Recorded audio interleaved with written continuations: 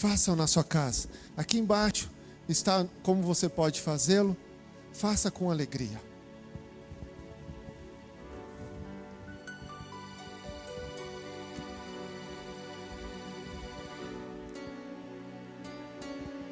Shalom, meus irmãos, meus amados, meus amigos. Quero começar mais uma vez dizendo o que eu costumo dizer, que é sempre uma alegria poder cultuar a Deus com vocês. É claro que sem poder ver vocês, né? Como eu sempre falei, que a minha alegria é poder ver vocês, estar aqui no prédio com vocês, abraçá-los, olhar nos olhos. Fica mais difícil dizer que eu estou alegre, mas eu ainda estou alegre porque nós estamos cultuando ao Senhor juntos, amém? Aleluia. E eu espero que você esteja bem também. Parafraseando aqui meu amigo e pensador contemporâneo Mal, eu deixo a pergunta para vocês nessa manhã de domingo: vocês estão felizes? Eu espero que sim, porque eu estou muito feliz também de poder cultuar ao Senhor e exaltar o nome dEle. Glória a Deus, irmãos. Hoje nós vamos falar sobre as epístolas de Pedro. Preparei uma mensagem aqui, daremos continuidade à nossa série, que é a Bíblia. Nós estamos passando por todos os livros da Bíblia, extraindo alguns princípios, obviamente, né, irmãos? Nessa série a gente jamais conseguiria explanar tanta riqueza, né, tanto alimento que a Bíblia nos traz, mas a ideia é, à medida que a gente vai passando pelos livros, isso te instigue e desperte a sua fome para que você possa se aproximar mais do Senhor através da sua palavra.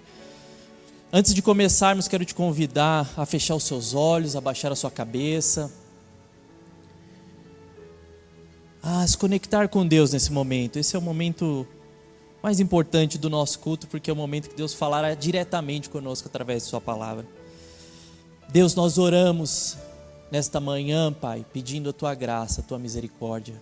Ó Deus, que o Senhor venha sobre as nossas vidas. Temos fome de Ti, Papai.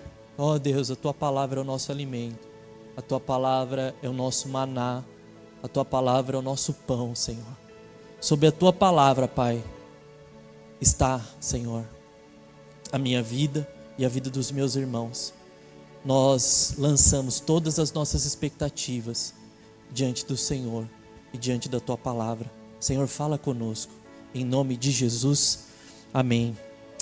Irmãos, quero te convidar a abrir a sua Bíblia, que você esteja com ela e seja no seu celular. Eu recomendo que vocês tenham a Bíblia física, porque possivelmente você está usando o celular para assistir o vídeo, e aí você teria que ficar saindo do vídeo para ler a Bíblia. Mas é importante que você, então, tenha ela próximo de você, para que você consulte, para que você medite nela, enquanto a gente vai discorrendo. Nós vamos falar então sobre as epístolas de Pedro. Eu quero te convidar a abrir a sua Bíblia lá na primeira epístola de Pedro. Nós vamos ler o capítulo 1, do versículo 1 até o versículo 9. E vamos extrair alguns princípios aqui de Deus para os nossos corações. Amém? Primeira epístola de Pedro, capítulo 1, versículos 1 a 9. Diz assim: Pedro, apóstolo de Jesus Cristo, aos eleitos de Deus, peregrinos dispersos no Ponto, na Galácia, na Capadócia, na província da Ásia e na Bitínia, escolhidos de acordo com o pré-conhecimento de Deus Pai, pela obra santificadora do Espírito, para a obediência a Jesus Cristo e a aspersão do sangue, graça e paz lhes sejam multiplicadas. Bendito seja o nome do nosso Senhor Jesus Cristo. Conforme a sua grande misericórdia, Ele nos regenerou para uma esperança viva, por meio da ressurreição de Jesus Cristo dentre os mortos, para uma herança que jamais poderá perecer, macular-se ou perder o seu valor, herança guardada nos céus para vocês, que, mediante a fé, são protegidos pelo poder de Deus, até chegar à salvação, prestes a ser revelada no último tempo.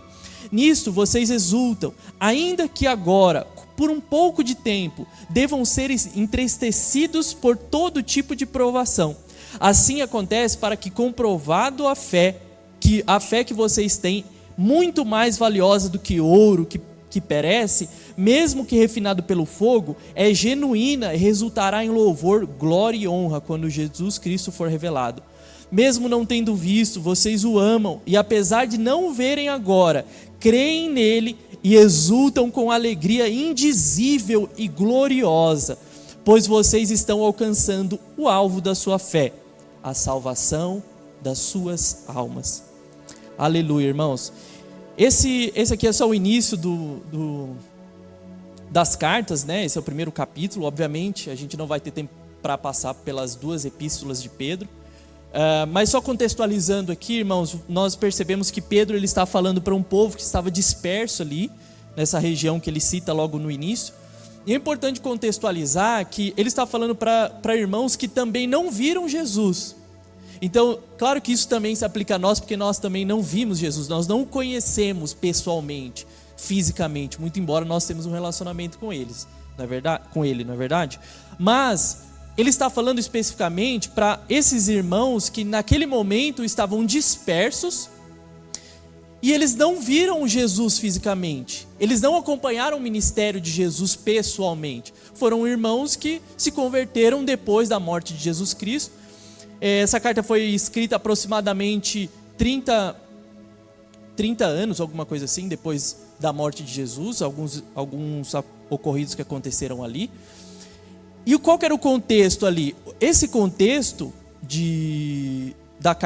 da epístola de Pedro era um contexto de muita perseguição à igreja, porque naquele tempo o Império Romano era muito forte, eles eram os pagãos, e naquele momento os cristãos estavam sendo muito perseguidos, assim, irmãos. E quando Pedro se refere às tribulações aqui, ele não está se referindo à tribulação do tipo que muitas vezes a gente está acostumado, né?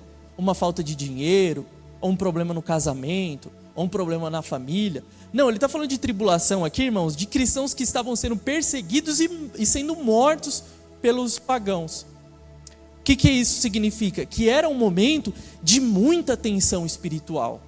Era um momento que muitos cristãos até abriam mão do evangelho por tanta perseguição que eles estavam passando naquele momento. Então eles eram injustiçados, eles eram injuriados. Irmãos, imaginemos que havia um caos ali social e uma revolta muito grande contra os cristãos. Principalmente depois que o incêndio que houve em Roma foi colocado na conta dos cristãos injustamente, mas foi colocado aí que aumentou ainda mais as perseguições. Então Pedro ele escreve isso para incentivar esses irmãos, para falar, olha, vocês vão ser perseguidos, vocês vão passar dificuldades, mas perseverem, porque há uma glória que está sendo reservada para vocês. Há algo muito maior, então eu sei que vai ser difícil, mas há algo muito maior que está sendo reservado para vocês. E é nesse contexto que Pedro escreve para esses irmãos. E nós vamos extrair alguns princípios dessa palavra, desse texto aqui, irmãos, que é tão precioso. Eu particularmente, assim, sempre que leio as epístolas de Pedro, eu sou muito edificado, porque Pedro ele fala coisas tão profundas e tão aplicáveis para o nosso dia a dia, que semelhantemente ao livro do Tiago, talvez fosse aquele livro que, se a gente pudesse só escolher um, a gente poderia escolher esse para nos alimentar diariamente. Eu quero ler o primeiro ponto com vocês. Nós vamos falar sobre essa regeneração que Pedro menciona. Lá no versículo 3 ele diz: bendito seja o Pai de nosso Senhor Jesus Cristo, conforme a sua grande misericórdia, Ele nos regenerou para uma esperança viva, por meio da ressurreição de Jesus Cristo dentre os mortos. Então, irmãos, o que Pedro está falando que uma regeneração já foi iniciada. Esse processo de regeneração da humanidade já foi iniciado. Quando ele foi iniciado? Através de Cristo, da morte de Cristo. Então começou através da morte do nosso irmão mais velho. Ele morreu para que pudéssemos ser salvos, e nós estamos no meio desse processo de regeneração.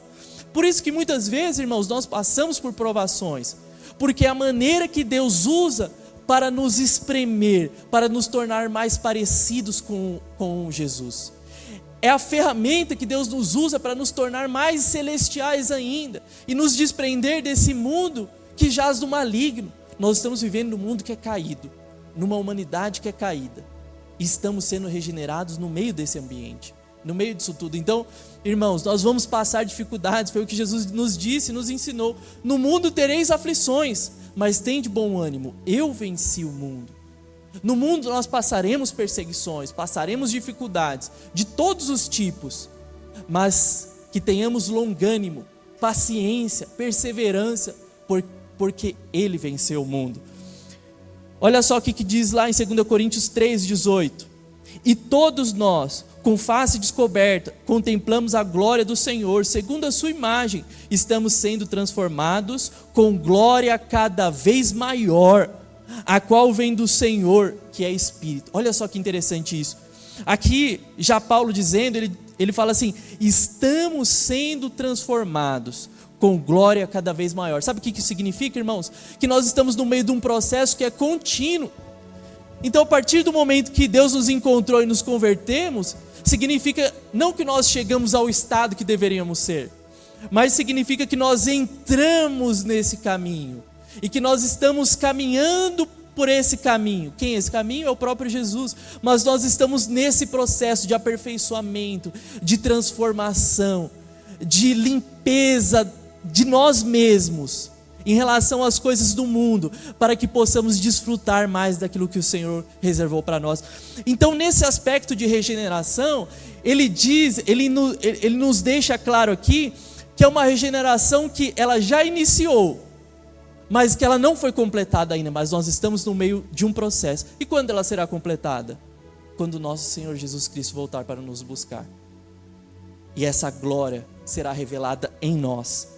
Então é importante que nós entendamos isso, já estamos num processo de regeneração. Havia um estado, o design original, que era o propósito principal que fomos criados, né? O homem foi criado lá na imagem de Adão e Eva, mas o pecado nos fez cair. Então nós precisamos ter sempre uma visão do design original, do propósito, ou seja, daquilo para o qual fomos criados, como o pecado deturpou isso nas nossas vidas e como o pecado afetou a nossa vida, não só em áreas específicas, mas a nossa vida como um todo, a nossa natureza, como ele contaminou a nossa natureza, e como Jesus Cristo está fazendo em nós esse processo de regeneração, ou seja, de recuperação, de transformação, de aperfeiçoamento, e como Paulo usa aqui, de transformação com glória cada vez maior. O segundo ponto, irmãos, que eu quero falar com vocês, é o que Pedro diz sobre uma herança. A Bíblia sempre fala, né, irmão, sobre uma herança, sobre um galardão. E é claro, irmãos, quando a gente se converte, quando Jesus encontra o nosso coração, eu acho que você tem o mesmo sentimento que eu. Mas a gente pensa, o que mais eu posso esperar do Senhor? Ele já me deu muito mais do que eu preciso. Parece até uma ingratidão, né? A gente ter uma expectativa de receber alguma coisa mais ainda. Um galardão, uma herança, uma recompensa. Fala, nossa, Diego, aí você está exagerando já, né? Já não está bom a salvação. Você estava indo para o inferno, o sofrimento eterno. Ele te salvou, você não merecia. E você não conseguiria alcançar isso sozinho. Ele te salvou e você ainda está querendo mais. Mas, meus irmãos, isso só mostra o tamanho da bondade de Deus, o tamanho da misericórdia de Deus, que Ele nos salvou, nos regenerou, nos livrou da condenação eterna. E não somente isso, Ele ainda está nos preparando e nos reservando uma glória que será revelada em nossas vidas. Isso é demais, irmãos. Eu quero falar sobre essa herança que Pedro fala aqui. Ele diz assim lá no versículo 4: para uma herança que jamais poderá perecer, macular-se ou perder o valor, herança guardada nos céus para vocês. Em outras versões nós vamos ver algumas palavras como que é uma herança incorruptível, incontaminável e imarcessível. Algumas versões você vai encontrar essas palavras. Essa versão que eu estou utilizando agora é a NVI, a Nova Versão Internacional. Ela está dessa maneira, mas talvez sua Bíblia seja diferente, você talvez encontre essas palavras. E eu quero falar aqui sobre que herança é essa? O que nos está reservado? Tem alguma coisa que é específico para nós, irmãos. E eu tenho percebido, irmãos, que nós só conseguiremos olhar com um olhar de realidade para essa herança quando a nossa vida começa a se aproximar mais daquilo que Deus tem para nós. Porque não é uma questão de esperar em Deus aquilo que Ele pode nos proporcionar nessa terra, mas é quando o nosso coração consegue se aproximar e que você e eu conseguimos olhar para as coisas que nos estão reservadas na eternidade e falar assim: Senhor, eu anseio por isso. Eu anseio por isso mais do que o Senhor resolva os meus problemas aqui. Eu anseio por isso mais do que aquilo que o Senhor pode fazer na minha casa. Eu anseio por isso mais do que aquilo que o Senhor pode fazer na minha vida financeira. Eu anseio por isso mais do que aquilo que o Senhor pode fazer na minha vida emocional. Eu anseio por isso mais do que aquilo que o Senhor pode fazer para transformar o meu ministério. Eu anseio por isso mais do que tudo na minha vida, Senhor, porque a minha vida aqui, ela não tem valor nenhum perto daquilo que o Senhor reservou para mim na eternidade. Irmãos, eu vou confessar para vocês, muitas vezes eu achava extremamente difícil olhar para essas coisas e esperar com alegria mesmo, sabe, de olhar e falar assim: não, eu tenho expectativa, eu quero receber essas coisas, eu quero receber essas promessas de Deus que vão além dessa vida. Mas muitas vezes a nossa ansiedade, o nosso coração humano, o que a gente pensa? Quando eu te falar que Deus vai te dar vitória, que Ele vai te honrar, o que você pensa? Talvez você seja como eu, você já pensa em coisas aqui nessa terra. Você já se imagina sendo honrado pelos homens, Deus te levantando, te dando aquela família linda como a de Jó, te dando dinheiro, te dando tudo que a gente pode imaginar desfrutar nessa vida, o paraíso aqui. Eu por muitas vezes penso isso, mas eu percebo que Deus trabalha no meu coração, para que eu me torne um homem cada vez mais espiritual, cada vez mais celestial, esperando as coisas que vêm do alto, anelando as coisas que vêm do alto, muito mais, irmãos, do que as coisas que nós podemos ter aqui, muito mais. Enxergar o valor daquilo que Deus nos oferece, daquilo que Deus preparou para nós, muito mais do que aquilo que as minhas mãos naturais podem alcançar, mas aquilo que eu recebo dele, que eu não mereço, mas que eu recebo dele. Lá em Romanos, no capítulo 8, versículos 17 e 18, diz assim: se somos filhos, então somos herdeiros, herdeiros de Deus e co-herdeiros com Cristo, se de fato participamos dos seus sofrimentos, para que também participamos da sua glória. Consideramos que os nossos sofrimentos atuais não podem ser comparados com a glória que em nós será revelada. Irmãos, a Bíblia fala de uma glória que será manifestada, não uma glória só de Jesus, mas uma glória que será manifestada em você, em mim. Deus manifestando a glória dele nas nossas vidas. Irmãos, olha o nosso tamanho. Como diz a minha tia, ela fala assim: a gente é como uma formiguinha de açúcar, tão pequenininho. Olha só o nosso tamanho, olha só a nossa fragilidade, irmãos. E Deus está nos dando a oportunidade de recebermos uma porção da glória dele. Meu Deus, irmãos, eu não sei se isso fala com você, mas isso mexe com o meu coração, isso queima o meu coração. Eu quero avançar para que eu consiga falar tudo que eu preciso falar com os irmãos hoje. O próximo tópico, então, nós falamos primeiro sobre da regeneração.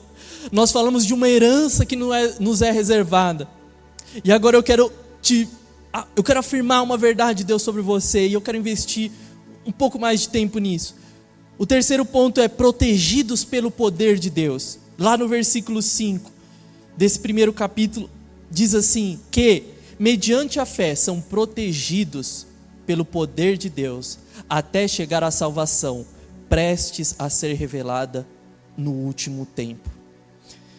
São protegidos pelo poder de Deus. Eu quero te lembrar uma coisa, irmãos. Você é protegido de Deus. Você é guardado do Senhor. A Bíblia diz que nem a morte, nem a vida, nem o presente, nem o porvir, nem principados, nem potestades podem nos apartar do amor de Deus. Irmãos, não tem tribulação que te arranca dele. Não tem sofrimento que te arranca dele. não tem tempo difícil, não tem tempestade, não tem nada, nem o pecado. Sabe por quê? Jesus foi a manifestação do amor de Deus indo até as últimas consequências para nos encontrar. Foi Deus indo até o fundo do poço nos resgatar e falando: olha, não existe lugar mais fundo que você pode chegar, que eu não posso te alcançar. Não existe destruição na sua vida que eu não posso reparar. Não existe nenhuma dureza de coração que eu não possa amolecer. Não existe nenhum lugar, irmãos, que nós podemos nos esconder de Deus. Não existe nenhum lugar. O salmista Davi diz: se eu tomar as asas da alvorada, se eu adentrar as profundezas do oceano, lá o Senhor estará. Irmãos, é impossível nos esconder do amor de Deus. Mesmo que você não perceba, eu quero te dizer, Deus está cuidando de você. Você pode estar aflito, você pode estar se sentindo sozinho, mas não é uma questão de você achar que você está perto de Deus, que você se aproximou de Deus ou não. É uma questão de que Deus está próximo de você. O seu desafio é perceber isso ou não. Se você perceber isso, o quanto Deus está próximo de você, você vai se sentir amado no meio da tribulação. Você vai se sentir guardado e protegido por Deus. Isaías capítulo 41, versículo 10 diz assim, eu quero assentar algumas verdades de Deus no seu coração essa manhã. Por isso não tema, pois eu estou com você. Não tenha medo, pois eu sou o seu Deus. Eu o fortalecerei e o ajudarei. Eu o segurarei com a minha mão direita vitoriosa. É isso que Deus está te falando. Não depende da sua performance. Eu quero te dizer, você pode achar que você é um homem de fé ou não, mas o melhor que você pode ser na sua vida é ser um homem ou uma mulher carregado por Deus. É só isso. Não depende do quanto você tem de fé. A verdade, irmãos, é que a gente pode se sentir abandonado em alguns momentos, mas a verdade é que Ele está sempre nos segurando, mesmo que a gente não perceba isso. Salmo 121, versículos 5 a 8 diz assim: o Senhor é o meu protetor, como a sombra que protege, Ele está à sua direita. De dia o sol não te ferirá, nem a lua de noite. O Senhor te protegerá de todo o mal, protegerá a sua vida. O Senhor protegerá a sua saída e a sua chegada, desde agora e para sempre. Assenta essa verdade no seu coração. Jeremias capítulo 17, versículos 7 e 8 diz assim: mas bendito é o homem cuja confiança está no Senhor, cuja confiança nele está. Ele será como árvore plantada junto às águas, que se estende as suas raízes para o ribeiro. Ele não temerá quando chegar o calor, porque as suas folhas estão sempre verdes. Não ficará ansiosa no ano da seca, nem deixará de dar fruto. Receba essa verdade no seu coração, irmão.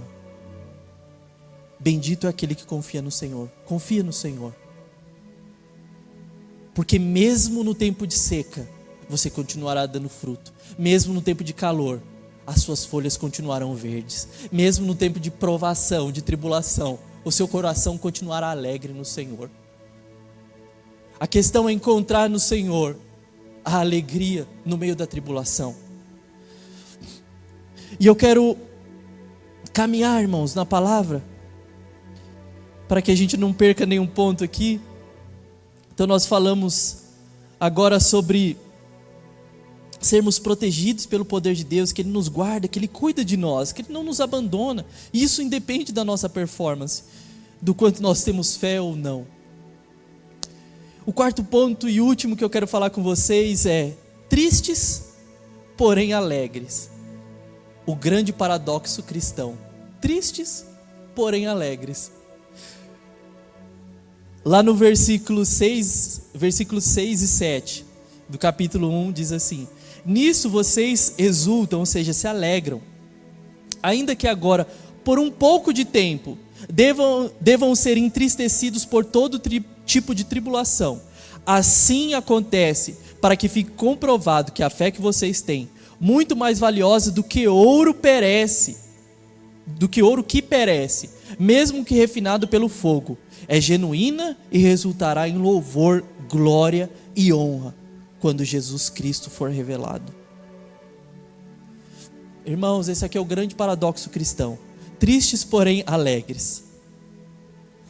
E eu até anotei aqui algo que eu escrevi para poder falar para os irmãos, que é assim, a provação, ela nos torna mais celestiais e menos terrenos.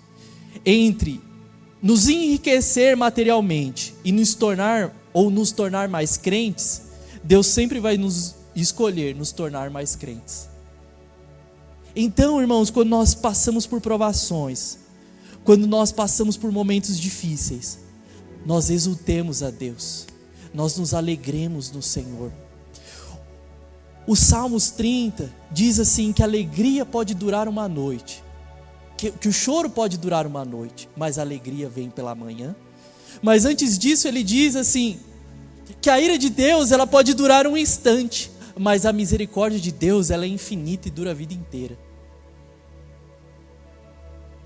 Essa alegria que pode durar, essa alegria que vem pela manhã, significa a alegria que vem quando a palavra de Deus se assenta no meu coração. Não significa, irmãos, que nós vamos chorar só por essa noite ou por 24 horas, senão cada sofrimento teria apenas no máximo 24 horas, né, irmãos?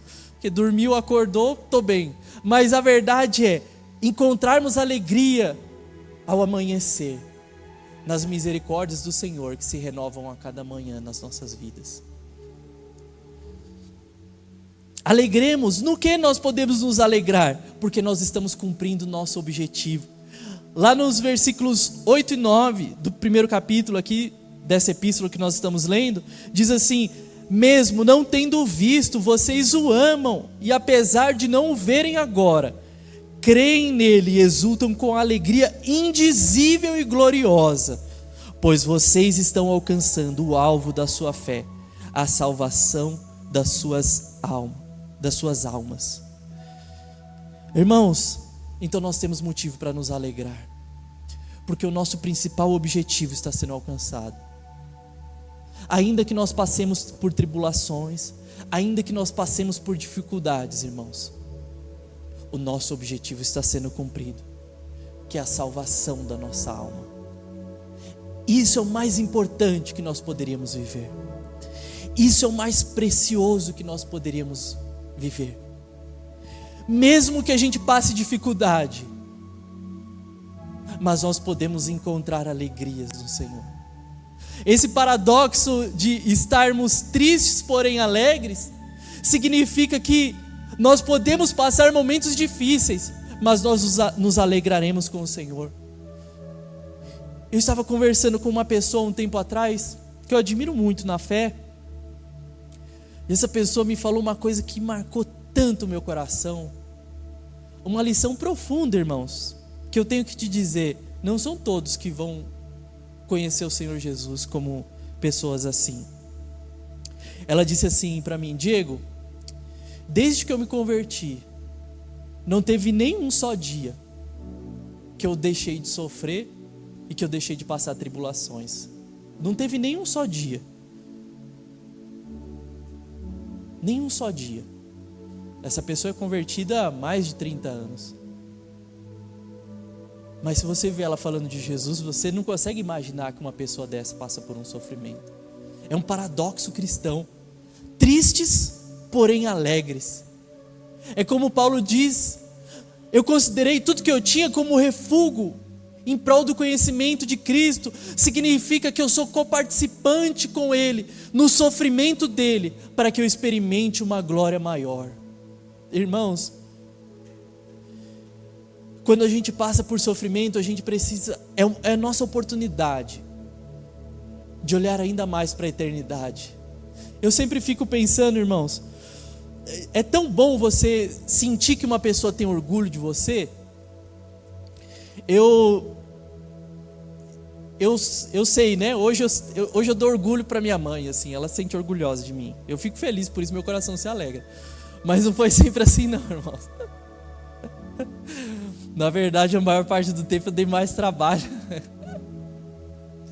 Eu já te contei para vocês a história da bicicleta, né? Que eu fui rebelde, caí, Aquilo ali foi só, isso aí é só a ponta do iceberg, não? Mas não foi sempre assim. Mas eu lembro assim, irmãos, quando eu me converti, que eu percebi que minha mãe se alegrava de mim, que ela sentia orgulho de mim, como meu coração se alegrava. Uma pessoa que a gente ama, se alegrando e sentindo orgulho da gente, como isso nos faz felizes, né? Você dar orgulho por uma pessoa que tem expectativa em você. Eu fico imaginando, irmãos, quando nós chegarmos diante de Cristo, chegarmos diante de Deus assim, aqueles que sofreram, que foram humilhados por causa do nome dEle. Irmãos, há uma glória especial sobre a sua vida.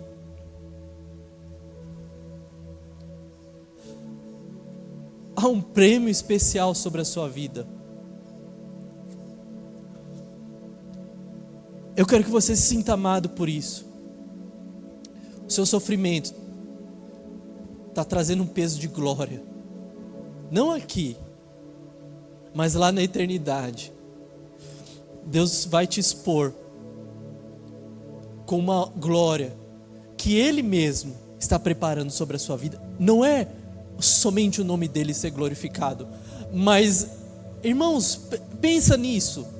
Na nossa pequenez, o Senhor Jesus vai nos expor e mostrar nós como exemplos da manifestação da glória dEle.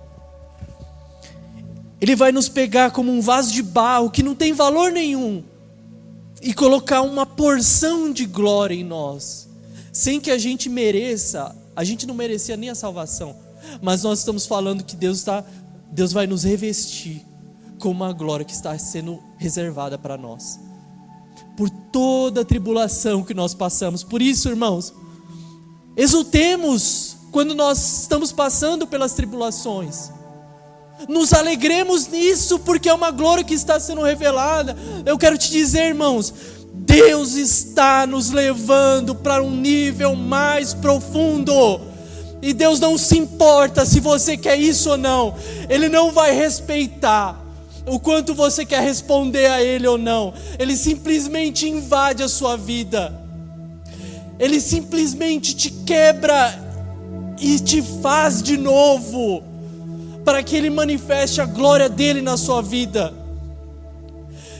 E quando a gente passa por isso, o nosso coração se alegra e diz: Senhor, não respeita os meus sonhos, não respeita os meus anseios, não respeita, Senhor, os meus anelos naturais, os meus anseios naturais, Senhor, mas me leva mais perto de Ti.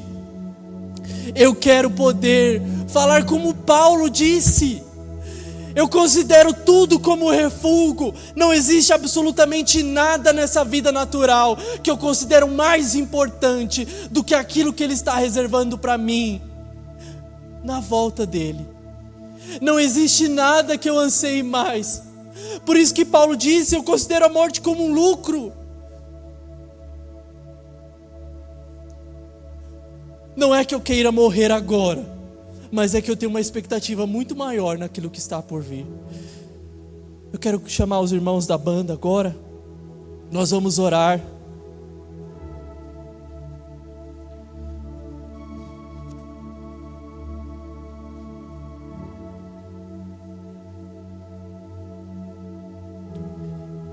Oh, meus irmãos,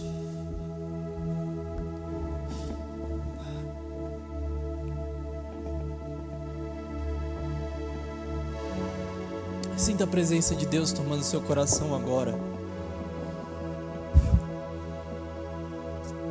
Deixa que a palavra do Senhor ganhe vida no seu coração.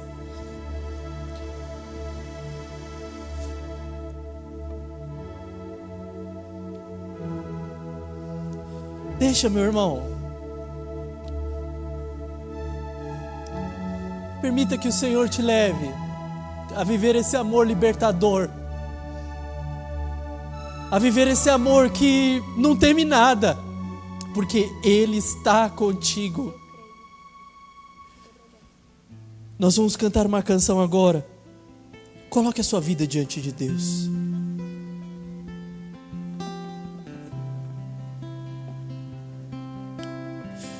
Eu não sei o que você está passando agora. Eu não sei qual é a aflição da sua alma, porque ela está angustiada. Definitivamente não sei. Mas uma coisa eu sei: ainda que seu pai e sua mãe te abandonem, o Senhor não te abandona. Ainda que você não perceba, o Senhor está te segurando. Ainda que você se sinta fraco, você está na mão dele. Você está protegido. Você está sendo amparado, consolado. E Deus está se encarregando de uma glória que será manifestada na sua vida. Aqui, escuta o meu clamor. Preciso tanto te contar Dos meus medos, meus segredos, eu preciso hoje confessar. Sou tão fraco, tão pequeno sou. Eu não mereço teu amor, mas a tua graça me alcançou. Livre sou, minha rocha, meu escudo. Em ti vou confiar, não vou me abalar. Em teus braços eu me escondo, não há o que temer. Minha rocha, mais uma vez. Declare isso, meu irmão. rocha, meu escudo. Em ti vou confiar, não vou me abalar. Em teus braços eu me escondo, não há o que temer. Pra sempre eu vou crer, minha esperança está em ti. Eu creio, no teu amor não há temor. Eu creio, meus inimigos cairão. Eu creio no Deus do sobrenatural. Eu creio, Jesus, minha rocha, meu escudo. Em ti vou confiar, não vou me abalar. Em teus braços eu me escondo, não há o que temer. Pra sempre eu vou crer. Aleluia, meu irmão. Que essas palavras se assentem no seu coração essa manhã. Que o Senhor traga descanso e refrigério para a sua alma. Que a alegria do Senhor entre no seu coração. Que no meio da tribulação e da tempestade você possa enxergar a mão de Deus te segurando e te amparando. Deus, nós queremos te agradecer por mais um culto, Pai. Por mais um momento na tua presença. Meio em meio às dificuldades, mesmo em meio às tribulações, Pai. Nós louvamos o teu nome. Ó Deus, exultamos o teu nome, engrandecemos o teu nome, Pai. Porque sabemos que o Senhor está nos segurando, nos amparando. E o teu poder, Pai, está cercando a nossa vida. Nenhum mal nos sucederá, porque o Senhor está conosco. Ó Deus, como a tua palavra diz, que porque conhecemos o teu nome, o Senhor nos guardará e nos dará a salvação. Deus, nós te louvamos. Aleluia. Meus irmãos, Que vocês tenham um excelente domingo, uma semana abençoada. Que essa palavra germine no seu coração. Que o Senhor fale ao seu coração durante essa semana. E que a vida dele entre ao seu coração. Em nome de Jesus. Amém.